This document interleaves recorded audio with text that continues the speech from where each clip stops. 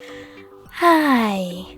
In front of me is Xiaomi 12 Lite, and today I would like to show you how you can change font style on this device.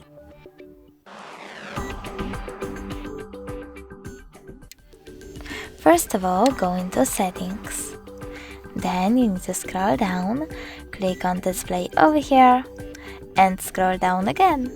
Now select Font section. Click on the best one for you, in my case. Maybe this one. Choose 3 over here, wait a bit and select Apply. Now, as you can see, when I go back, size of my font has changed.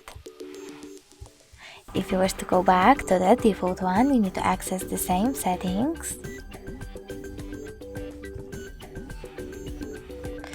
and choose My Fonts.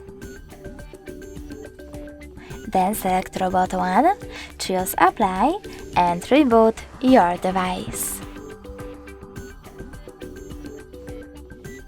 And as you can see after that, style of my font has changed again. Thanks so much for watching. If you enjoyed this video, leave a like, comment and definitely subscribe. Bye!